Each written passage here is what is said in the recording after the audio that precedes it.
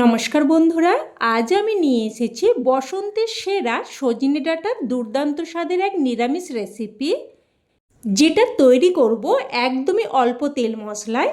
আর এখন যেহেতু বসন্তকাল, সিজন চেঞ্জের সময়, তাই এই সময় একদম হালকা পাতলা অল্প তেল মশলাযুক্ত খাবার খাওয়াই কিন্তু আমাদের শরীরের জন্য বেশি ভালো।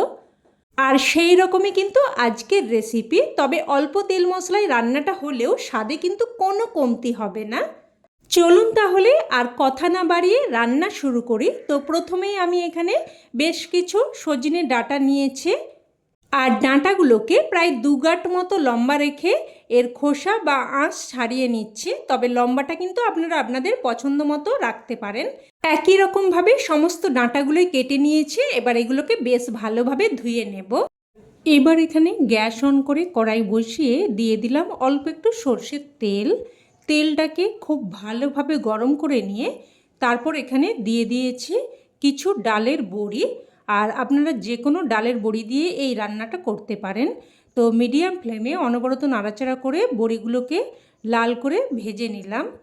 তো এবার বড়িগুলো উঠিয়ে নিচ্ছি। বড়িগুলো উঠিয়ে নিয়ে এবার ওই কড়াইয়ের মধ্যেই আবারও দিয়ে দিলাম অল্প একটু, প্রায় ছোটো চামচের 2 চামচ মতো সর্ষের তেল। তেলটাকে আবারও ভালোভাবে গরম করে নিয়ে এখানে দিয়ে দিলাম কুমড়ো আর বেগুন। এখানে অল্প একটু কুমড়ো আর অল্প একটু বেগুন আমি দেখুন এইভাবে কেটে নিয়েছি। তবে আপনারা চাইলে কিন্তু শুধুমাত্র সজনে ডাঁটা আর আলু দিয়েও এই রান্নাটা করতে পারেন। তবে কুমড়ো বেগুন একটু সবজি দিয়ে রান্না করলে খেতে কিন্তু মন্দ লাগবে না।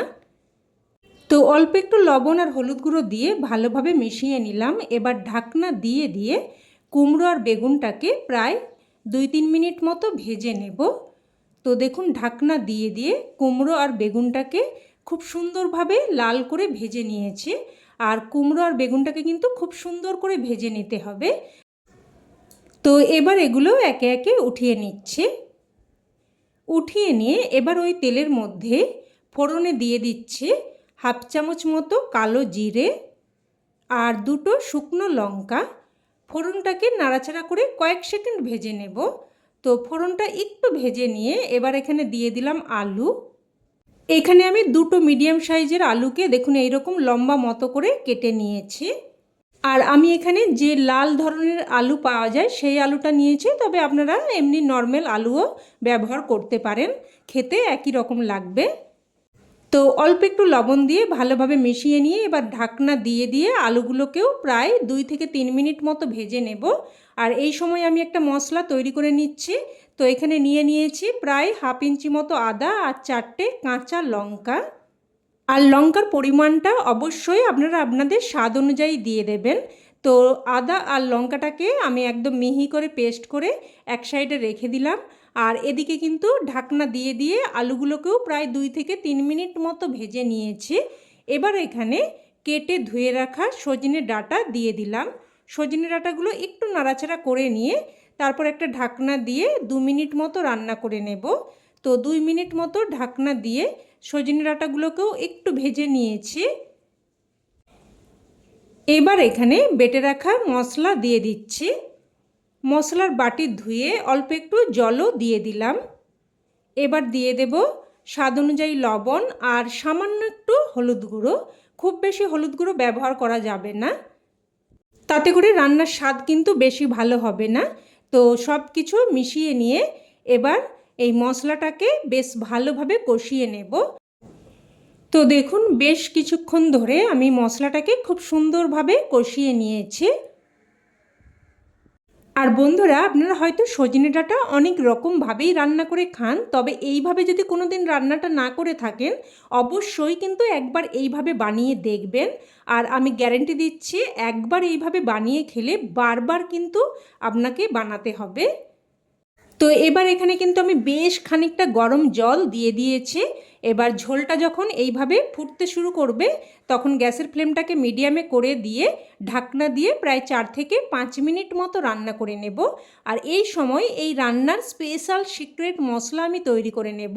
তো অন্যদিকের গ্যাস ওভেনে একটা তড়কা প্যান বসিয়ে এখানে দিয়ে দিয়েছি 1/2 চামচ গোটা জিরে আর 1 চামচ মতো রাঁধুনি।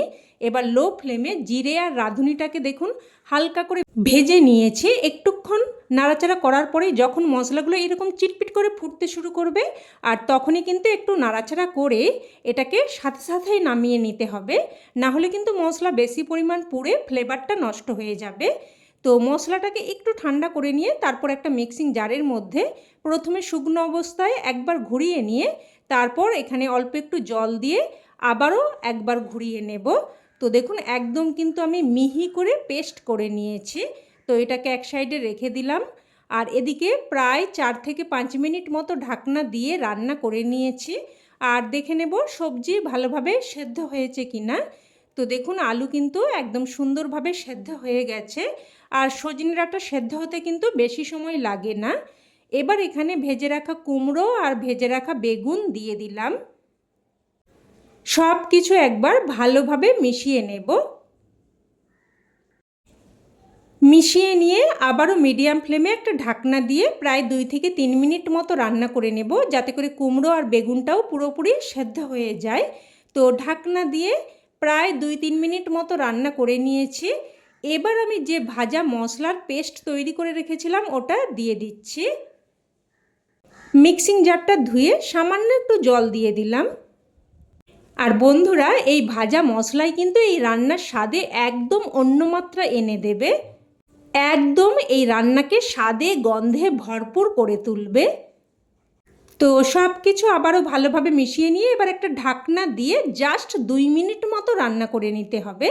তো ঢাকনা দিয়ে জাস্ট 2 মিনিট মতো রান্না করে নিয়েছি। আর দেখুন ঝোলটাও কিন্তু বেশ একটু ঘন হয়ে গেছে। এবার এখানে ভাজা বড়ি আর দিয়ে দিচ্ছি অল্প একটু চিনি আর অল্প একটু মিষ্টি কিন্তু অবশ্যই দিয়ে দেবেন, এতে করে রান্নার স্বাদটা সুন্দরভাবে ব্যালেন্স হবে আর খেতেও কিন্তু খুবই ভালো লাগবে। তো ভাজা বড়ি আর চিনিটা দিয়ে ভালোভাবে মিশিয়ে নেব। আর অবশ্যই এই সময় নুন ঝাল মিষ্টি সব কিছু একটু চেক করে নেবেন, যাতে করে রান্নাতে সব কিছু একদম ঠিকঠাক থাকে। তো দেখুন সব কিছু ভালোভাবে মিশিয়ে নিয়ে এবার একটা ঢাকনা দিয়ে স্ট্যান্ডিং টাইমে রেখে দিলেই রান্না কিন্তু একদম তৈরি। এবার এটা গরমাগরম ভাতের সাথে পরিবেশন করুন, খেতে কিন্তু এক কথায় জাস্ট ফাটাফাটি লাগে। অবশ্যই এই সিজনে একবার হলেও বানিয়ে দেখবেন, না হলে কিন্তু এর স্বাদ আপনারা উপলব্ধি করতে পারবেন না। তো রেসিপি কেমন লাগলো অবশ্যই কমেন্টে জানাবেন, আর ভালো লেগে থাকলে প্লিজ একটা লাইক দিয়ে দেবেন। আর চাইলে অন্যান্যদের সাথে শেয়ার করতে পারেন, যাতে করে এই দারুণ রেসিপিটা সকলের কাছে পৌঁছে যায়। আর চ্যানেলের নতুন বন্ধু হয়ে থাকলে চ্যানেলটি অবশ্যই করে সাবস্ক্রাইব করে নেবেন। তো আজ তাহলে এই অবধি, আবারও অন্য কোনো রেসিপিতে দেখা হবে। ততক্ষণে ভালো থাকবেন, সুস্থ থাকবেন। ধন্যবাদ।